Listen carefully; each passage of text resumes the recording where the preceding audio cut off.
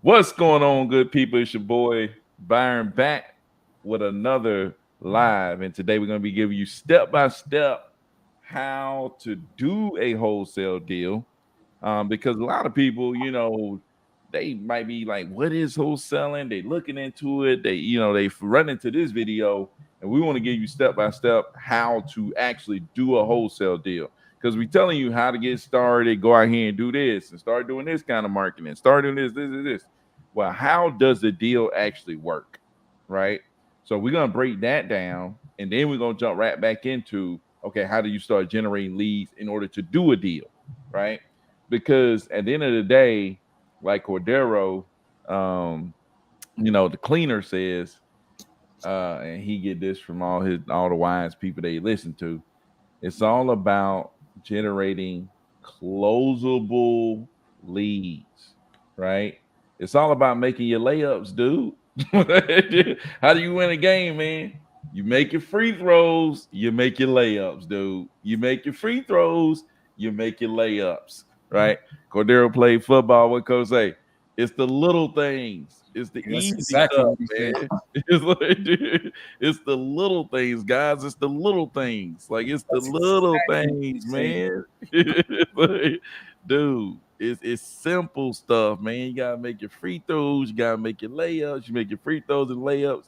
You be like, man, you watch the whole game, like, man, they made their free throw, they won the game. You know what I'm saying? It's like, It- dude, you do the simple stuff and you be done a deal.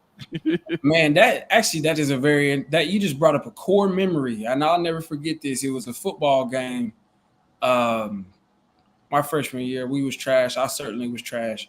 But You I stupid, remember man. we lost the game, and it came down to the wire, and everybody was talking about um like, oh man, that last play. It was all about the last play, and I can't remember. It wasn't our head coach.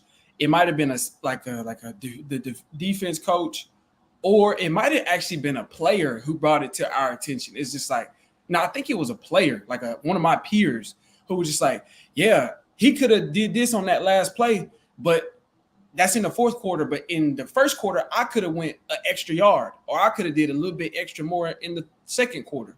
That would have made that last play not matter as much. And so it just reminded me, it's just like you said, all those little things always gonna add up. The fundamentals in all sports, in our lives, the pros never don't do the basics. It's a complicated way to say it. It's like the pros always master the basics. Made the layups. The pros They, always made the layups. you They think hit you think high Floyd percentage Mayweather? free throw shooters. I don't know about high percentage free throw Yeah, shooters. huh? The ones who win, Shaq was like not a look, good free Giannis, throw shooter, dude. but when it was time to win, go look it up. It when they was in the finals, when it was time, when it was winning time, Chat about to knock him down. Dude, Giannis is terrible free throw shooter. He Yeah, got to the finals and the, man. boop, boop. You got Yeah. to, man. Like, dude, I you forgot. I gonna was watching win by not doing the simple stuff. Like you real talk. can't. I saw that. I went back. I saw it on Instagram real earlier, and it was that one where LeBron he missed. He smoked the layup, and then come back hit. I'm thinking to myself, how on earth did he clutch? Like how do you lock? Like I couldn't do that if a person had a gun to my everybody in my family's head and said, "Bro, you got to do what he did." I don't know, but then you remember that time we had that one seller and he didn't tell us his wife was on the paperwork, Oh and then yeah, she called me, and yeah. then I remember, dude, I was driving actually when she called me. I said, "Nah, I gotta lock in. I gotta get." And all it was sticking to the basic. I pulled my car over. I parked somewhere, and I had to turn the AC off, which I didn't turn it off now because it was. I gotta hear you. I gotta lock in. So I had to turn the AC off, so it was hot too, and I was sweating in that mud. Yeah. I said, dude, I gotta get the basics. And I just stuck to the basics. And I didn't miss a single beat. The basics as far as having a conversation with a seller, pulling out the motivation. I didn't try to skip nothing. I took my time and I just locked in and I did the fundamentals to the fullest. And Yeah. that's what pulled us out. We was able to make that deal happen. So there's plenty of examples I'm sure we all got. Because I was like, dang, how could he do that? But I don't know. I Man. was like, I bet LeBron couldn't have LeBron would have let that seller walk away. I bet you he would have. Bet you he would have. He'd have Man, been muscled for sure. dude, For sure.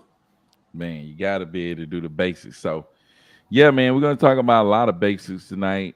We're gonna talk about, like I said, how to get started step by step, Step by step. and then start talking about, how do you get to these layups, right? How do you create layups?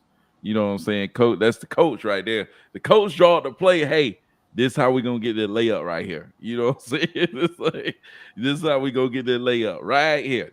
That's gonna produce a layup, easy points. We gonna draw it up for you. Yeah. And then you, the player, now you got to go out there and execute. it, Must. you know what I'm saying, and make the layup. So here we go, man. Let's shout some people out, man. The people that's coming through. Jaden Shout out to coming through. Jade, man. Jay, Jade first man. day in the dialer today. He jumped off in the Oh, there we go. got some calls, man. Jade, hey, Jade cold. Don't let Jade fool you. Jade is actually cold. You know what I mean? Like he cold on the phones. Cold, man. So what's happening, fellas? Bobby Mack, what's up, man? Coming through out there in Austin, Texas, man. Out there in what do they call it? Is it the Lone Star State? I Something think like so. that. I think so. So Cash Waller. I was looking for a Waller today. It was a seller. His name was Waller. I think last name Waller or something like that. I was looking for a Waller. But anyways, Cash Waller, what's up? First deal of knowledge. What's up, man? What's going on? Shout out So to what it do, gang? What's going on, man? We about to jump into this thing. How to do it? How does the deal go step by step? Mel Dre coming through on IG. What's going on? All my people on Facebook, like the video, man. Go ahead and like the video. Let's get this thing rolling.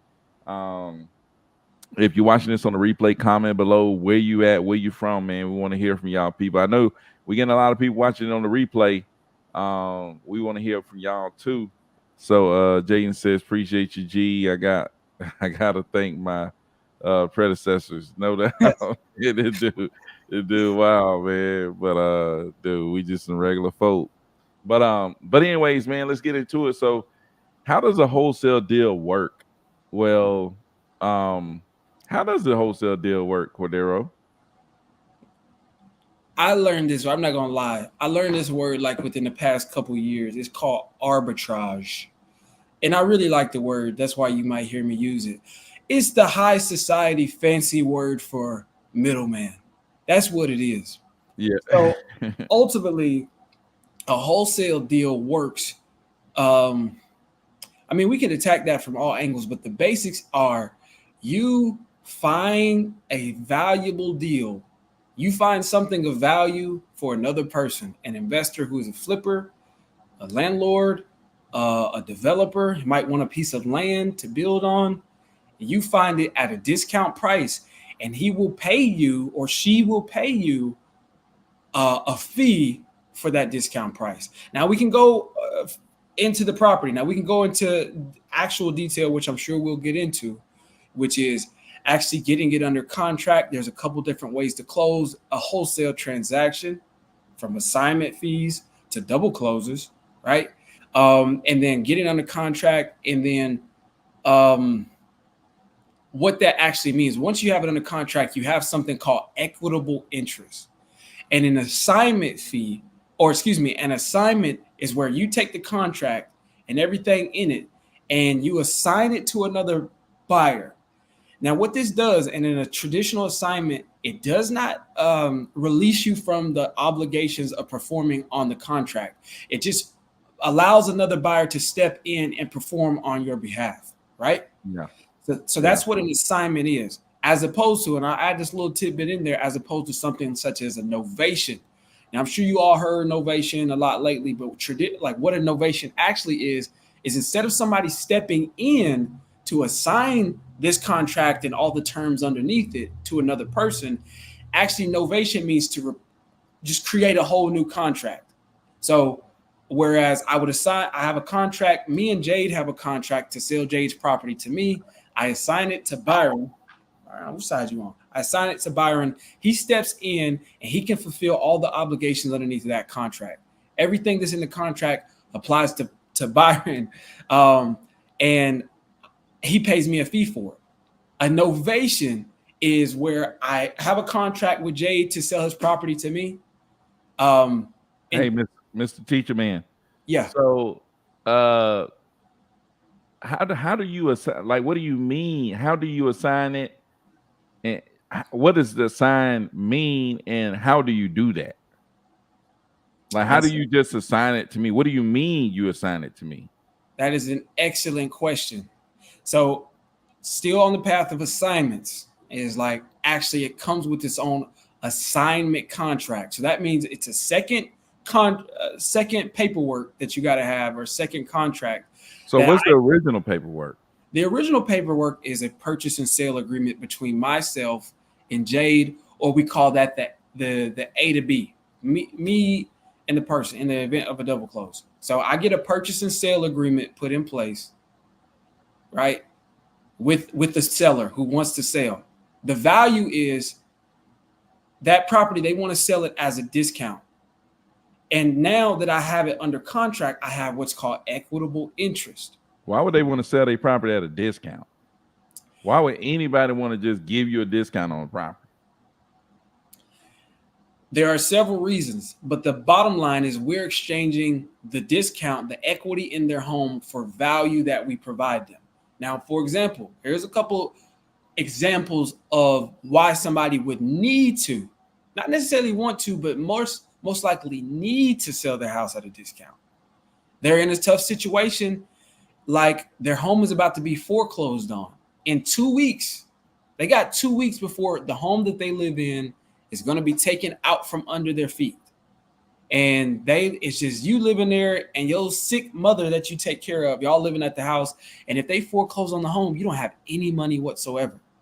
But if we could come in and offer you, maybe not full market value, but we can offer a number that works for us and pays off your foreclosure debt and puts, let's say, $10K in your pocket, so that way you and your mother can find your next place to live, go get you an apartment.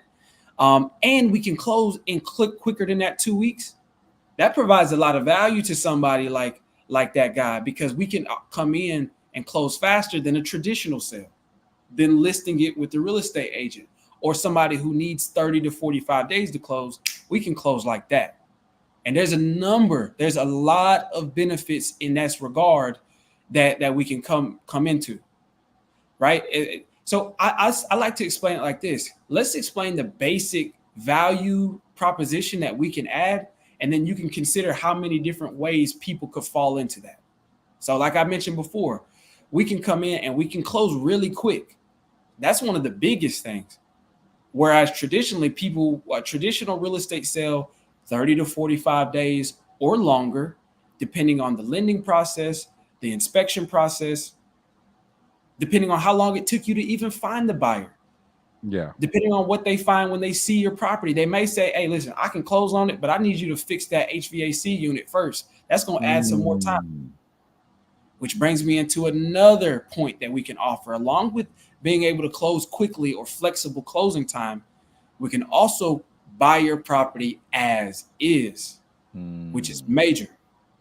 In regards to this market, in regards to any market, I mean, as far as real estate goes, if somebody's going to buy your house, traditional buyer, they're going to want to buy it to move into it.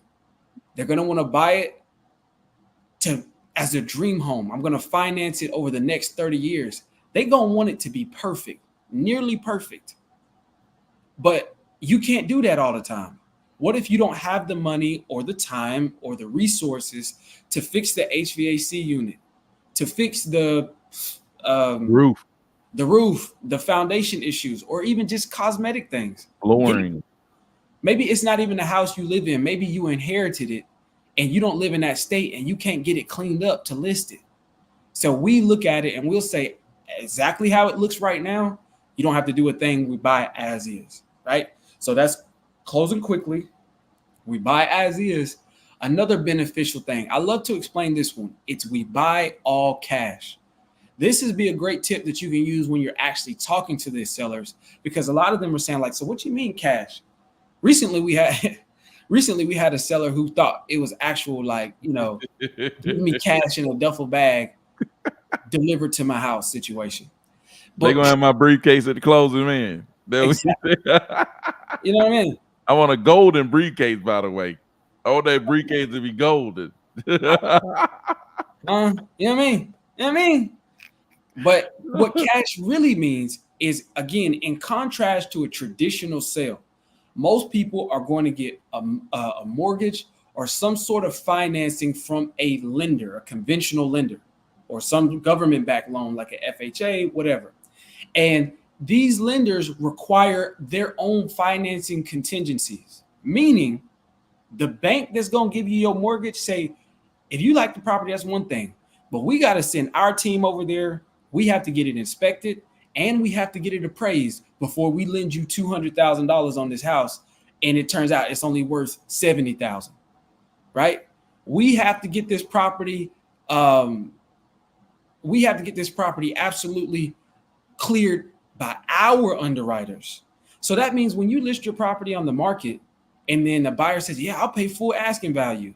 And then the bank goes to look at it and the bank that they're trying to get their lending from say, you got, and it could be, if you're getting like a VA loan, like this is for military personnel, it could be something as simple as the back deck got chips on the stairs. Yeah.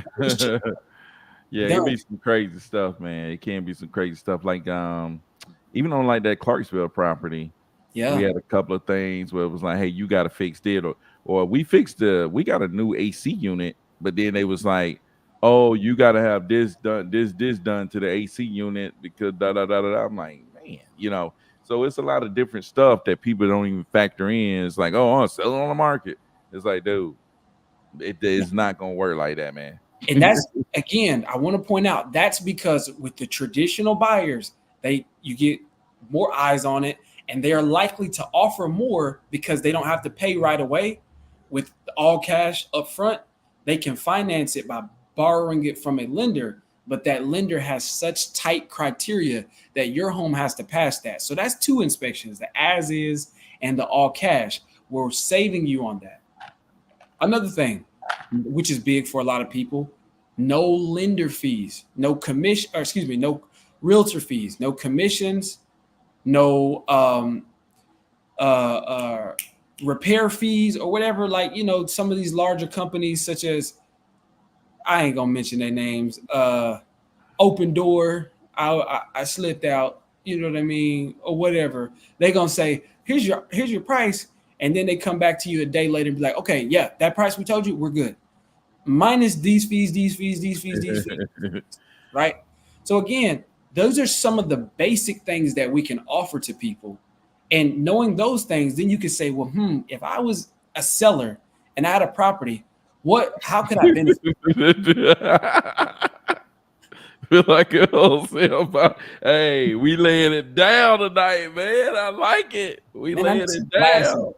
Dad's got a point, man. I need some glasses, Thad. hey, man, shout out to Thad for coming through, man. People been calling me replacement Thad for a while, Thad. I don't know if I'm living up to the title or not, dude. But dude, seriously though, like some people need it laid out. You know what I'm saying? Need it laid out so that they can take it in. Listen, even if you've done a couple deals, getting back to the basics and just being reminded of that can be very refreshing. The return of that. Bobby, man. That's it. Vacation Bible school type stuff. Vacation wholesale school. Yeah, man. Also, there's a couple other those are the basics that most people offer. But depending on your buyer, like the buyers and investors that you work with, you can get other things that you can offer people too. Like some investors, I mentioned this before, are cool with, we'll close on the property in 2 weeks, and then we'll give the seller another 30 days after closing to stay in the property, right?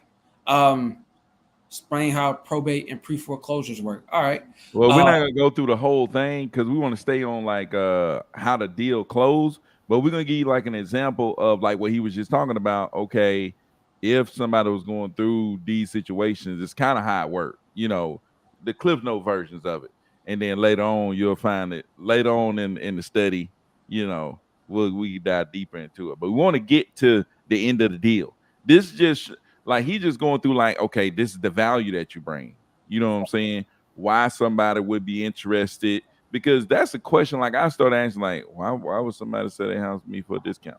You know what I'm saying? You got to understand the value that you're bringing.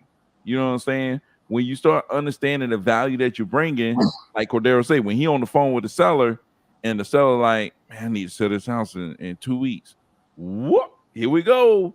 Here goes some value I can bring. You know what I'm saying? And when the seller starts saying this stuff, you can understand the value that you're bringing.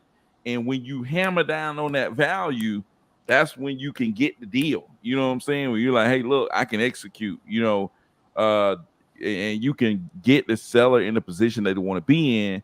That's how you get the deal done. That's part of making the layup. You know what Yeah. I'm saying? Understanding, okay, what value do I need to bring to this person is part of making the layup, right? You will Yes. miss the layup if you miss the value. It's like, 100%. And also, by understanding what value you get you get a sense of what your business model actually is.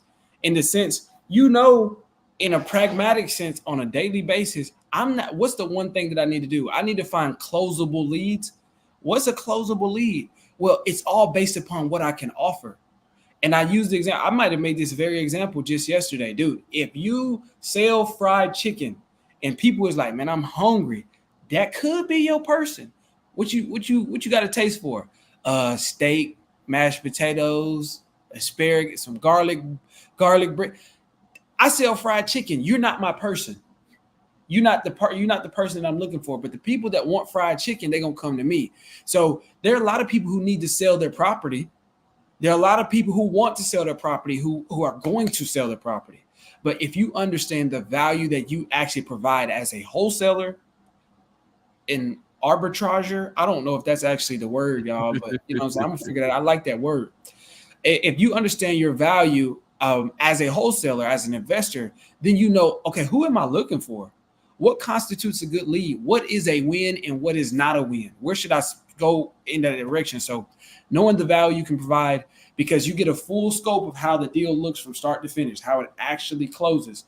You'll get you get a sense of direction. Essentially, is yeah, what you get from that. yeah. So I like today I talked to Mary today, and Cordero know who I'm talking about, but I talked to Mary today, and it's it's not necessarily a probate lead, although it is kind of probate slash pre foreclosure because she had someone pass away who owned a house that she was living in there with them, right? And she is inheriting the house, but at the same time, she cannot afford to pay for the house. So she's gonna end up being pre foreclosure, Yeah. right? You end up being pre foreclosure in a second, but at the same time, it's a probate, right? Probate basically, that person is inheriting that house, and they need to go through the process of figuring out, okay, who, basically deeming who's the rightful heirs, right? That's the probate process of figuring out, okay, who's the rightful heirs over this person's estates, right? All the stuff that they own, all their dealings, all their stuff. Who is the right person that's over that? And there's different methods to get to the end of who is the Also, rightful person. another very crucial, important point of probate is what they do is when the person passes away, they will then list out, like issue a notice to the public, basically saying Steve Smith has passed away in the county, that the property's in, and in the county that the seller lived in, if he didn't actually live in the house. And they'll say Steve Smith has passed away. Does Steve Smith owe anybody any money? That's usually what takes the probate process the longest period of time. It's in trying to figure out, are there any hidden liens or anything like that on the property. Steve Smith, before we can divvy up his estate and it actually goes to his heirs or to his willed daughter or granddaughter or whatever next to kin, we have to figure out if he owes anybody any money, and will we need to use the estate, the property itself, to pay off any of these debts. And then that's what people tend to kind of when you get people who's like, oh, I'm still going through probate, such and such, it's probably because it got a snag got caught up. But they actually put a post out Yeah. somewhere saying that this guy passed away. Does he owe anybody something? So probates can take a certain amount of time. And I think it was Jade who, I forgot who it was that asked me that question. Probates just take longer to close. No, they don't. It depends on where they're at in the probate. The probate process can take some time. Can take But some time. Sometimes it doesn't. If you got people that's on the ball, know what they're doing, and yeah, everybody's cooperating and moving that thing along, you know what I'm saying? It can be moved. But that's kind of how probate kind of works. It's kind of an inherited property, and yeah, you kind of going through that process of, like Cordero was talking about, going through that process though to get to the rightful heirs and settling all debts, right? And then pre-foreclosures, it's like, okay, this person obviously can't afford to pay for this property, and it's going to be going to auction at some point, and you just trying to get that thing closed before it go to the auction, right? Or you trying to get it caught up in some way, and like I did, I caught somebody up on their, it was pre-foreclosure. I caught them up, and I took ownership of the house, so it was deeded over to me, and I'm just making the payments for them, and I'm flipping the property. You know what I'm saying? But pre-foreclosure is simple. They about to get foreclosed on. It's going to auction. We got to close. Like Thad. Speaking of that, Thad had one, man. Lady was going to auction like 4 days. They closed in like 2 days or something like that. Craziness. Yeah, dude. He had somebody set up with dude. They closed in 2 days. Got it to the attorney's office and closed it in like 2 days, 3 days. listen, I thought I had the record. I think the closest one I did was like less than 10 days. And I'm talking about not 10 business days, 10 days. So Yeah, I've had one that closed in like 3, 4 days, maybe 3 days, 4 days or something like that. 4 days. got the dub. But Dad got the dub. I think I put down like 28K earnest money on that. It was crazy. Yeah, that's when I put like 20K, 28K earnest money down.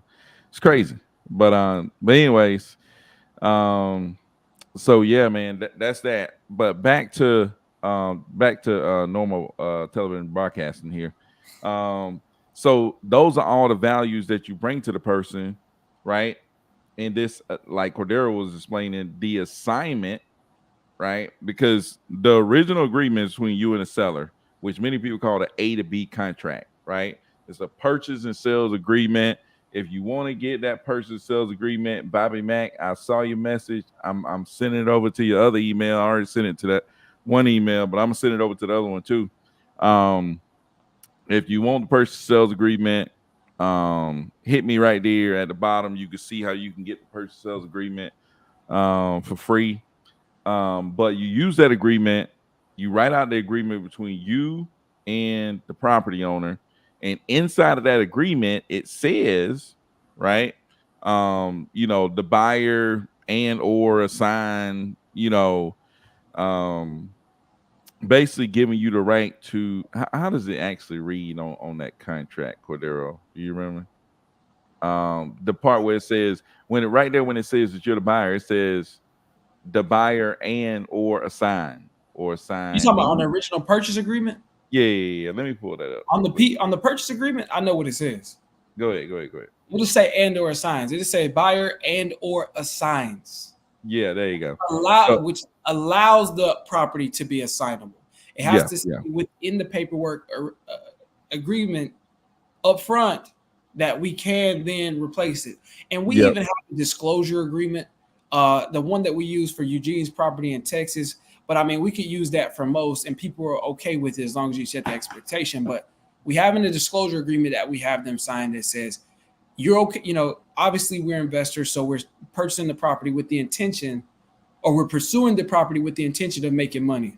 So whether we're flipping it, listing it, wholesaling it, hoteling it, keeping it as a rental property, so on and so forth, and people are okay with signing that disclosure. But per usual, we just have them, if we're going to assign it, it says and or signs in the paperwork. Yeah, make sure it says that, because if you don't have the right to assign the contract, then You don't have the right to assign the contract. Like I had one where I assigned it to somebody and they were trying to assign it to someone else. But in my assignment, it says this assignment is not assignable. So like the attorney got it and was like, hold on, did you told the person that was trying to sign my assignment that they couldn't assign it because in the contract they signed it didn't it says not assignable, right? So make sure the jurors say and or assigns or that make sure there's something in there that refers to it being assignable, Hey man, right? I told you about messing with them Facebook buyers, them buyers found on Facebook You Marketplace. stupid, dude. You stupid. But yeah, man. So that, like Cordero says, but getting that contract in place give you the equitable interest in the property, right? And it's basically I always make this reference, kind of like being first in line at a barbershop. You walk in and you sit down, you got there before somebody else did, you got the position, right? And when you get, that contract signed, you got first position to buy this property, right? And when you sit in that barbershop and somebody come rolling in, they're like, man, who next? Cordero next. You're like, man, I pay you $10, to get in Yeah, front of you. You know what I'm saying? It's like, you know what I'm saying? Because their time is more valuable. They might need to go somewhere. They got to get this done. They need a haircut now. You know, yeah, that is valuable to them. That next spot is yeah, valuable to them. That's just like this property is valuable to a flipper. If you got a property that I deem valuable, like I would like to buy that property and flip it, I want to take your position in that contract and I'm willing to pay you a fee to take that position, right? Just like they might pay Cordero $10 to take his spot, to get that fresh haircut, before Cordero get his freshie, right? But in real estate, instead of $10, it might be $10,000, right, to take your spot. It might be $20,000 to take your spot. It might be 50, 80, $100,000 to take your spot, right? So, you real know talk. what I'm saying? So, so that's how the assignment works, right?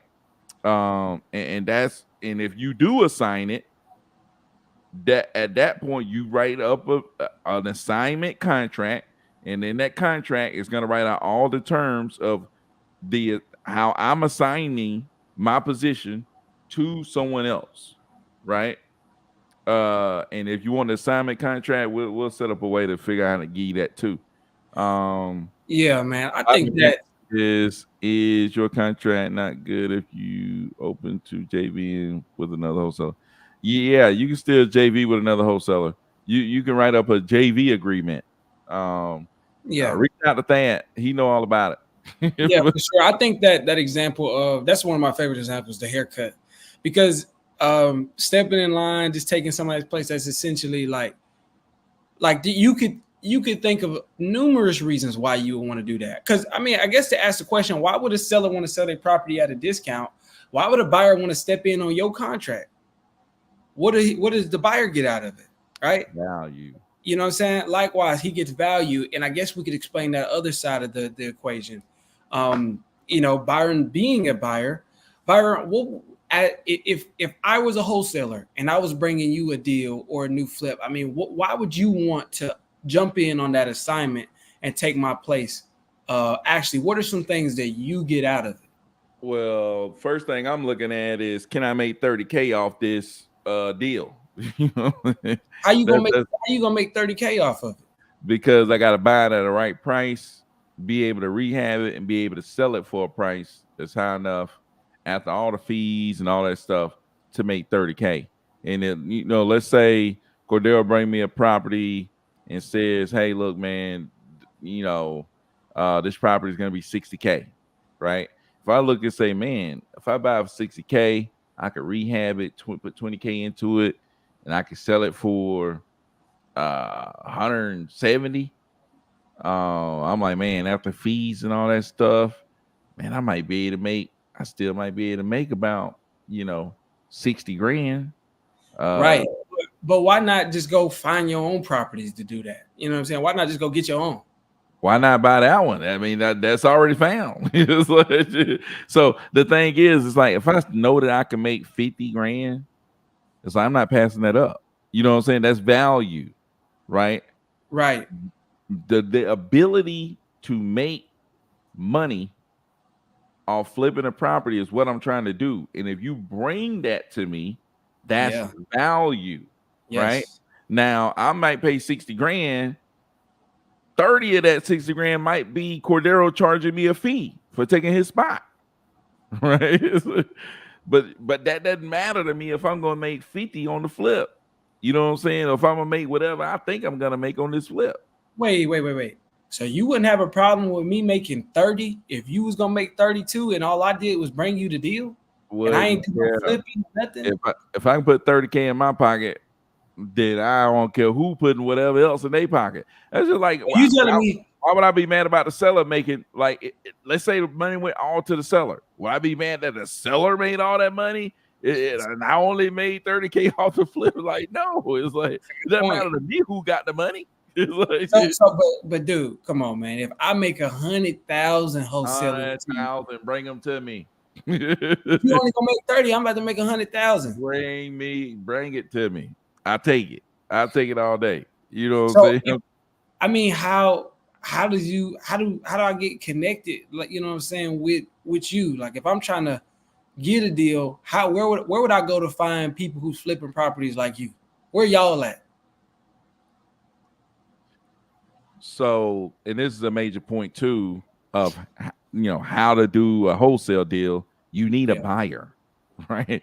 You got to have somebody to assign this contract to, right? Yeah. And ways to find these people. Some of my favorite ways is really to work with real estate agents.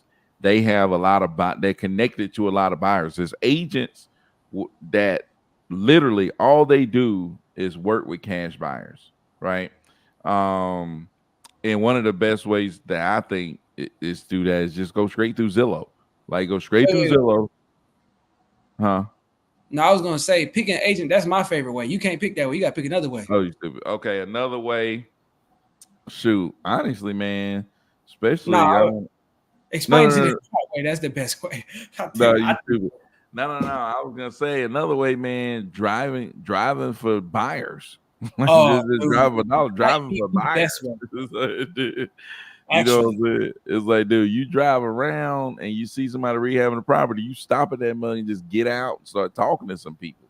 You know what I'm saying? You see anything going on, you see a rehab house and they might say open house.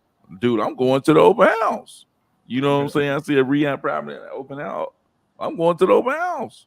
I'm meeting the agent right there. It's like, hey, look, somebody flipped this house. I find I'm looking for discounted properties, in the area like this, and be interested in bringing them some more. They looking to flip more properties. Boom. Dude. Or do you work with any investors that's looking for more discounted properties? Boom. You know what I'm saying? So, dude, if you go out driving and you see a house that's being renovated now, whether it's that white van or that general contractor truck, one of the two, pickup truck with the crew cabin. You know what I'm saying? He got the photos on it. And they out there, they got some wood. All you hear is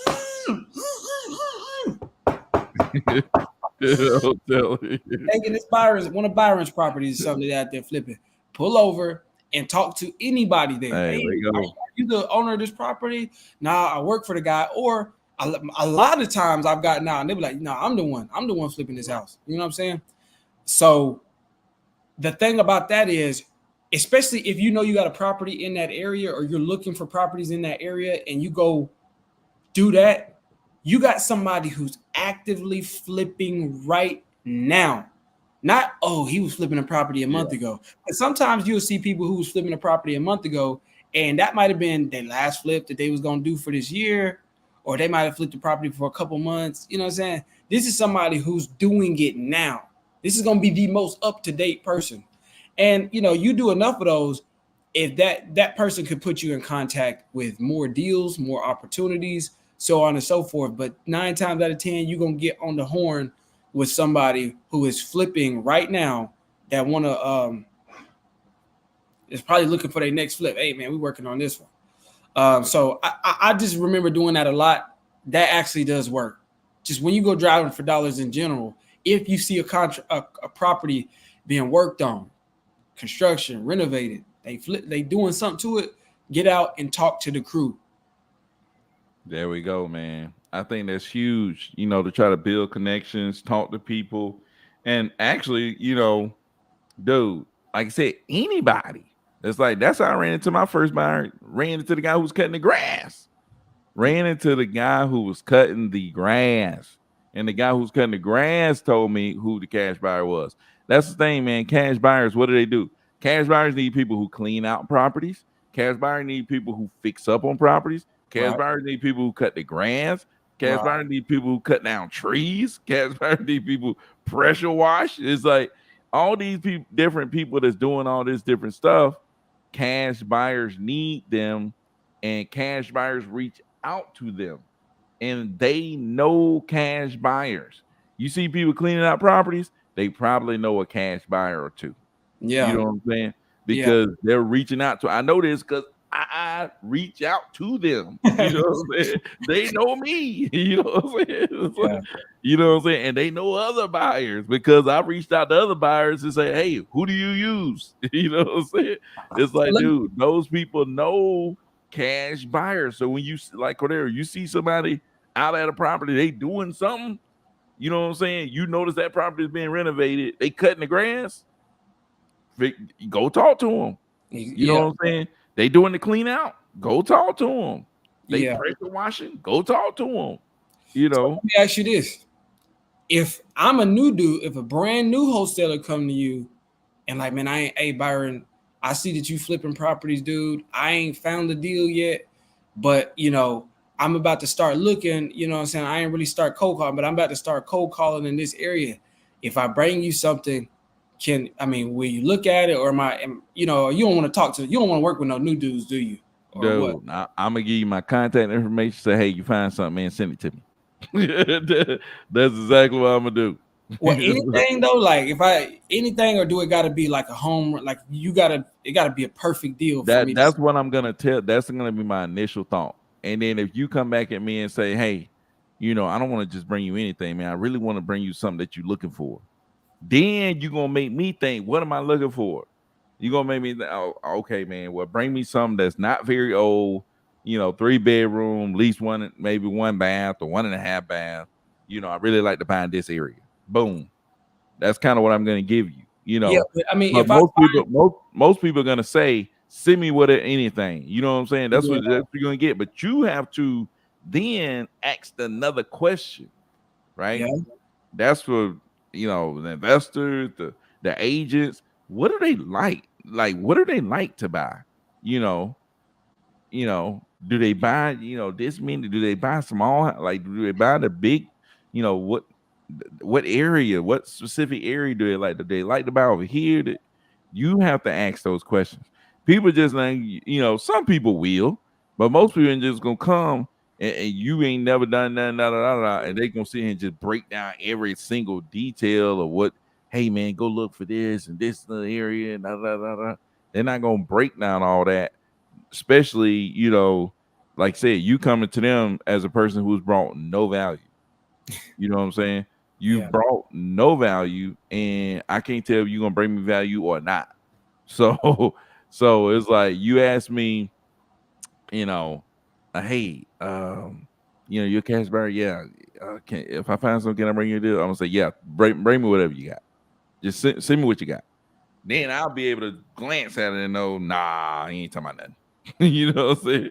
Yeah, but that's what I'm talking about. Yeah, Like, it's talking if I about send something. you a property though, and it fits your buy box and your buying criteria, but I mean, you don't want me to send it if it's not a deal though. Like, why would or you want me to just send you what I got?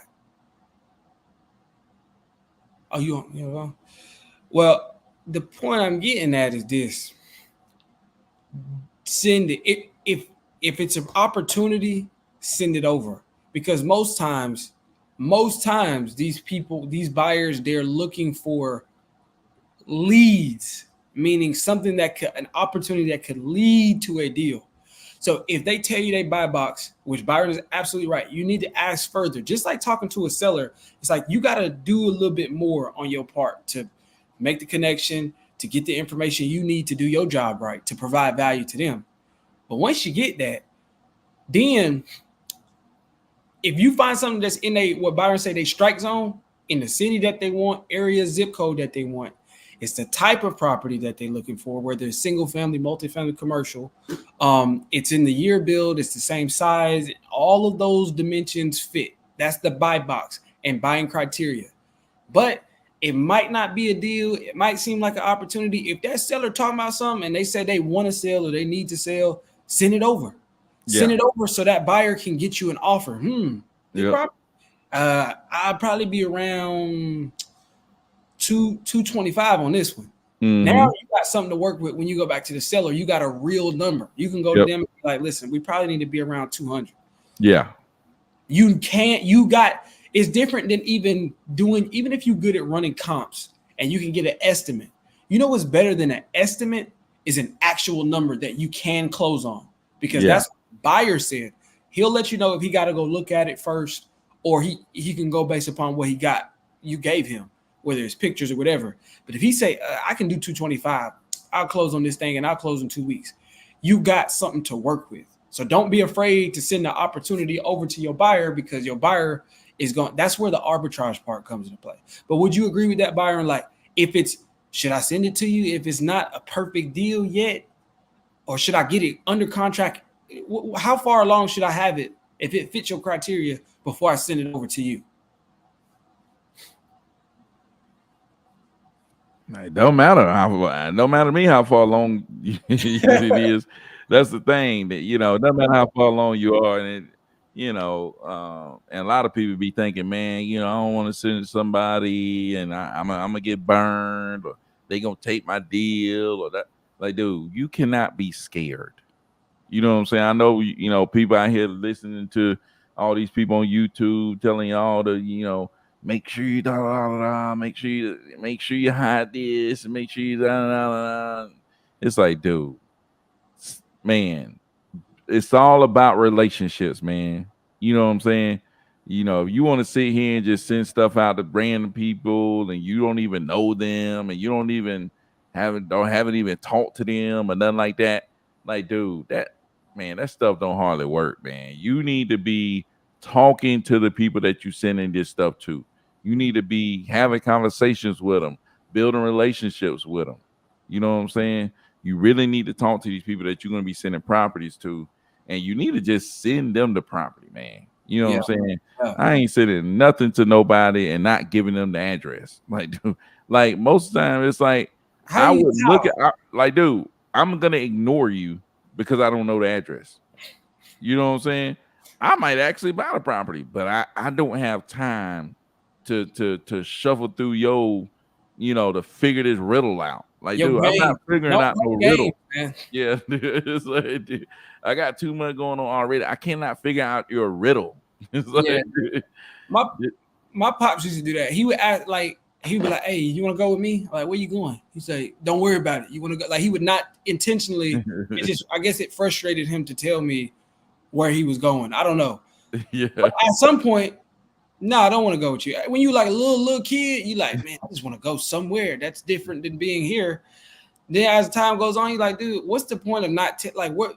No, that's like saying, hey, you want something to eat? What you got? I can't tell you what it is. What do you know what I'm saying? So don't work against yourself. And even if you, because honestly, if we talking about doing your first deal, you gonna have some fear. You gonna have some level of, this is uncharted territories for me. What if this buyer does snake me? Even all the way to the point where you got them under contract, you got the seller under contract, you got the buyer under contract. You done muscled your way to this part. You've sent it to the closing attorney, and you still sitting there thinking like, what if it don't work? What if it falls through? You know what I'm saying? What if this is all fake? What if I go pick up the check and the FBI is waiting at the title company for me? Exactly. I don't know. Fear is your compass. What you most afraid of is probably what you need to be doing. Man, I'm afraid to send him the address. That's what you need to be doing. I'm afraid to call the buyer to build a relationship with him. That's what you need to be doing. I'm afraid to talk to sellers and get on that. You know how many of y'all have told us that y'all are afraid to talk to sellers? How? How? That's like a chef afraid to cook.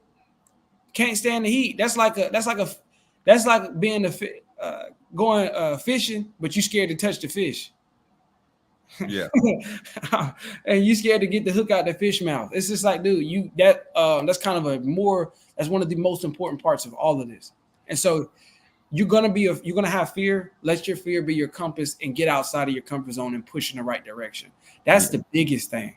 That Yeah. way, Sure. the games won't ever come into play. Yeah. You And think some it's next? yeah, some people gonna be like, man, these two dudes don't know what they talking about, man. You gonna get y'all snake. Nah, nah, nah. Dude, I was snake, dude. There was somebody who took a deal from up under me, you know. And but my thing is, that person missed out. Like I done 100 deals after that, and they wasn't part of none of them. It's like, dude, I need to know if you're a snake. You know what I'm saying? It's like I need to know if you're a snake. If you gonna snake me, go ahead and snake me, cause so I can know you're a snake. You Yeah, know what I'm saying? Other than that, just keep pushing, man. Like I said, talk to people, get to know people, and rock with the good people. The people who ain't talking about nothing, leave them alone. You just gotta move on, man, and keep moving, keep getting deals, keep pushing. You operate a certain way, you're gonna run into other people who operate that same way, and that's where you're gonna be winning with those same people. You know what I'm saying? So yeah. don't be out here operating scared, man. You know what I'm Don't be saying? So, hey, don't be scared. Don't yeah, be scared. And I'm don't gonna be tell out you here like this. operating scared. You again, just to further his point, it's like you gonna meet people that turn into L's. You gonna do deals that turn into L's. You gonna do deals where you got 5K, you could have got 50K. It's like you're going to make mistakes. It's just like, but again, like we talked about yesterday, how are you when fear comes into play? Who are you when you make mistakes? It's just like, it's not about not losing.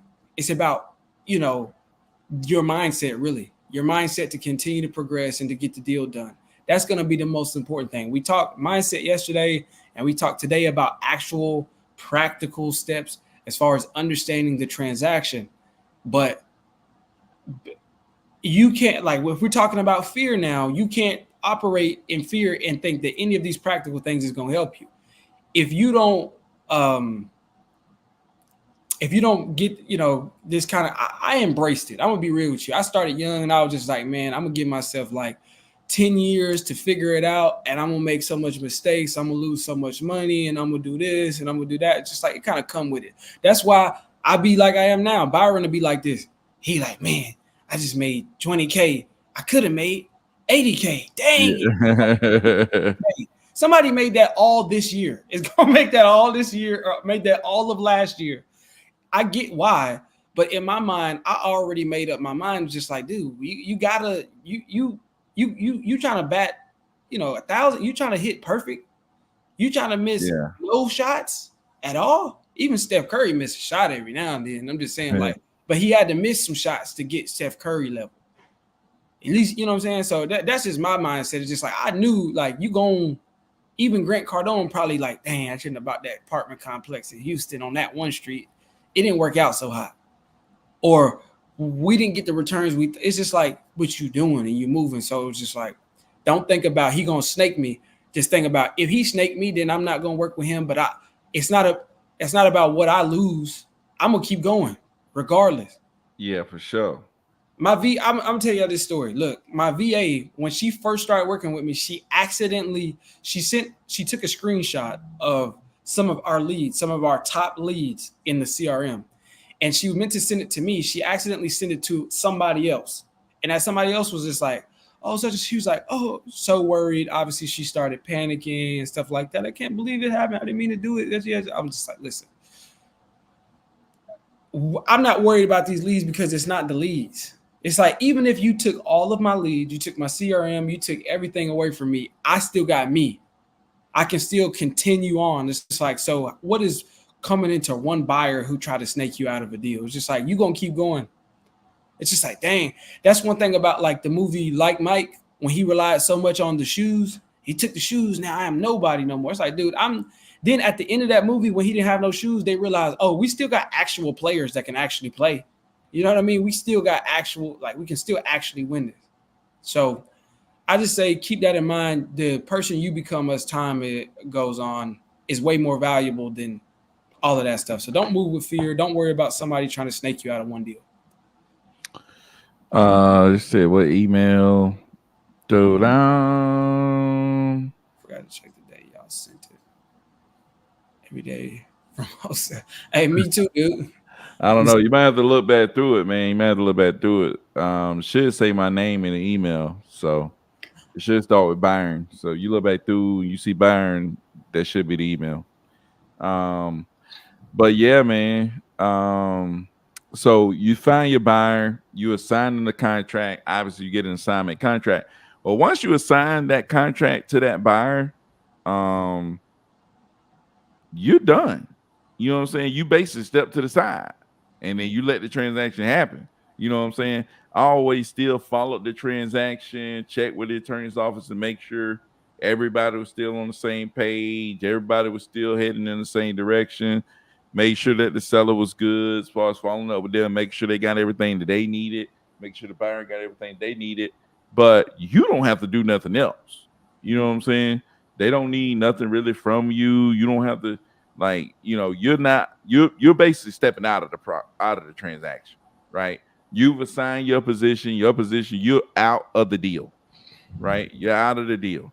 I mean, this is a small point about an assignment as opposed to innovation. And I just learned this because I'm taking a real estate course. But when you're in an assignment, you assign your rights to somebody else, but you still have to perform. Meaning, and here's the difference. This is what I was explaining earlier. Meaning that if that buyer that you assign it to can't close on it for whatever reason, you still have to close.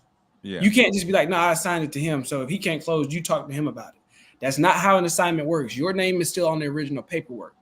What a novation is, and I'm not talking about the complex novation that they've been explaining in all these videos. I'm talking about just the basic denotation of what novation means, is that same similar situation, but we just come up with a new contract. Whereas we take the old contract, rip it up, because I got you and I found a new buyer, and we rip up the old contract and I put a new contract in place between the seller and a new buyer, and that therefore it erases my actual obligations, right? Which is something very important. That's just the basics of what a novation is. So ultimately, what that means is, and this is one of my favorite parts, the one thing that I learned about Byron is, like, the buyer, you want to make sure your buyer is vetted. Obviously, they can actually close on the property. What are some tips and tricks that you have, Byron, that you do to secure the buyer in? When you get them under contract, when you assign them, are you like, is there any sort of like fee you can charge them, like a deposit or something that they could put up or something like that? I usually don't charge a deposit. That's just me. If I'm assigning a contract to somebody, I usually don't charge them a deposit. I usually don't. Unless I just completely don't know the person. In that case, I may charge them over what my earnest money deposit is. Because like you said, you're still responsible for it. So if I don't know the buyer, then, like, say if my earnest money deposit is 1,000, they assign that, in this, I'm getting a 10K assignment fee. Their deposit might be 3,000. You know what I'm saying? I'm gonna make it well over my earnest money deposit. You know what I'm saying? Just to make sure. In that case, it's obviously I make their deposit non-refundable, right? The non-refundable deposit. So that means, hey, look, you deposit this, no matter what happens, it's gone. You know Yeah. what I'm saying? Deposit got to be at the attorney's office within a certain amount of days. And if it ain't there, I'm out. You know what I'm saying? I'm looking with some other buyer. So Yeah. that's kind of how the assignment contract is written up. And like I said, I need to create something to be able to share that assignment contract as well. But yeah, man, that's kind of how the deal works. And we're just obviously just talking about assignments tonight. Obviously, there's other ways to get it closed, but this is the basic way that a wholesale deal is done. Um, you know, and but yeah, man, I think we did a pretty good job of breaking it down. And so I guess we could kind of do a part two and talk about a couple of other different ways you can actually get to the closing. But man, this I think Cordero kind of laid out beautiful, breakdown, deep dive study on how these deals are done, man. And you know. So, but shoot, man, we've been on this thing for an hour. God dang, we've been on this thing for an hour, man. We got it done earlier today, though. We ain't got y'all up here, 11 o'clock, midnight, that kind of deal, man. We got it in. We got it in good, got it in early. Hey, if you in this thing, man, make sure you like the video, man. Make sure you like the video and all the good stuff. Appreciate everybody who came through. Bobby Mack, the CEO, the real CEO, Jaden came through, man. He went on here and shut that thing down. Thad came through on Facebook. Like the video on Facebook, man. Thad be watching us on Facebook. Don't like the video. Man, Thad over here on the PBL eating, man. Thad on the PBL eating. That hey, he don't want to tell nobody. Thad like to keep his stuff secret. But Thad Thad over here buying leads on the PBL. He eating. He doing deals left and right.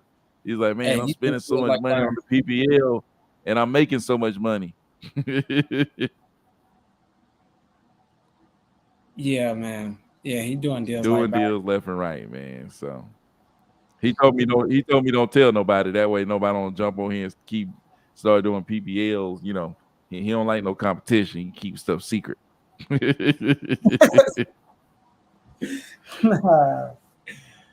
Nah, man, ain't no competition. Gotta dominate. so yeah, man. But if you're interested in PBL, man, check out the yeah, no doubt. But if you're interested in PBL, check out the description.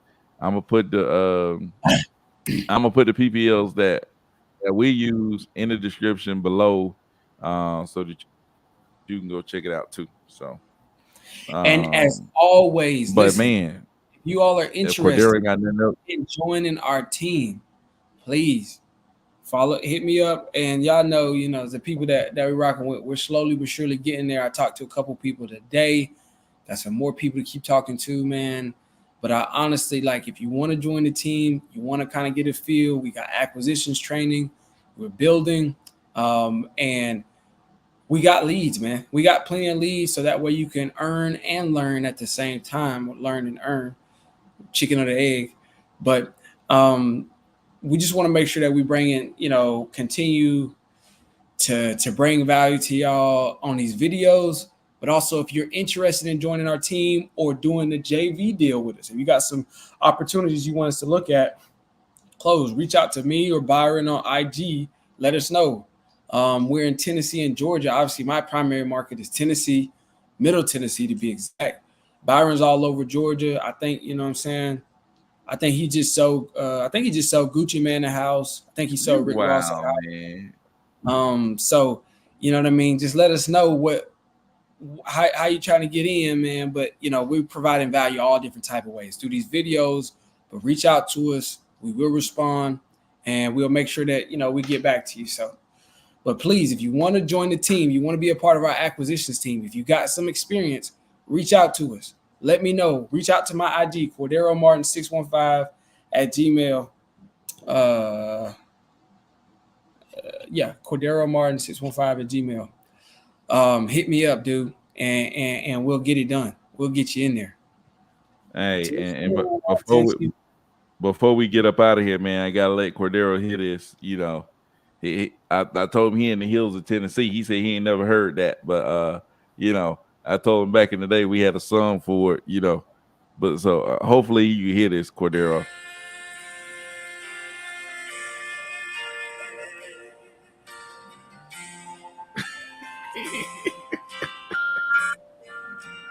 I think that's from the lakes of Minnesota. Yeah, I know something. I told you, man, to the hills of Tennessee. But I'm thinking also too, this is like, by the way, I guess I should add that in there because I do remember that song. I'm thinking like if you go East Tennessee, yeah, you know what I mean, but not where I'm at, like it's hills. But it really is. Dude. When I ride up through that thing, you run the Chattanooga to Nashville, No, man. anywhere, Like dude. you go through that like, man, you like. I'm talking about, dude, I'm like, going from my Shelbyville to God. Tullahoma, it's a roller coaster. It's up. Dude, Yeah, you hear? And you hear it. man, I was in Tennessee, man. It was traffic and like somewhere in between Chattanooga and Nashville. I'm like, man, I'm finna go detour, go around all this traffic. Man, I turn off that road. Man, they got hills. You was Man, scared. I'm You talking, was scared. dude. I'm like, what in the world? Like, you can Yeah. just ride off the side and just go Yeah, on down the mountain. It's like, yeah. dude, what are y'all doing up here in Tennessee, man? Serious anxiety And, going and on. then you going around the curve, these people riding bicycles around the curve. I'm like, what are y'all doing, man? Nah. I'm like, man, I'm staying in my lane. I don't care what nobody else doing. 2 hands on the wheel. I'm 2 talking hands about, on the wheel. Then and then you on it's a the part, bicycle. You better get out of the way, man. Because dude, it'll open up. So it's one thing to just be up there just driving, and you like, man, I'm just driving on a road that's steep, but it'll just open up and you'll be like, oh no, I'm like thousands of feet off in the air. If I go off the side of this cliff, that's the last thing I'm gonna do. exactly. Guaranteed. Dude, Guaranteed. man, Tennessee be tripping up there in the mountains, man. You come around that thing like this right here, man. That thing be wild. Your car be going so fast just by itself. I'm like, man, you guys say you riding the whole time on your brakes. Like, But dude, we ain't got that kind of stuff in Georgia, man. You get me off in one of them country back roads, I be speeding, dude. Man, you better slow that trash down, dude. Hey, that's in your 20s. You get on up in them 30s, man. You'll slow that thing down. Hey, that thing can get kicked down. That thing can get kicked down. Now. Dude, that thing get kicked down out there, mud. When you get to them 30s. When the first time your brakes lock up on you, unbeknownst to you, when you ain't know that it's gonna lock up. Yeah, I'm gonna chill out.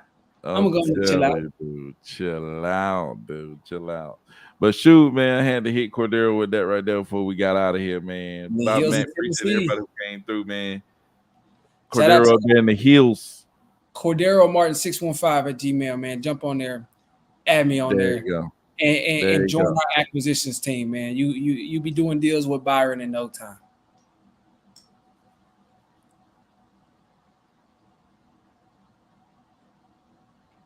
But shoot, man, appreciate y'all coming through. Until next time, peace out.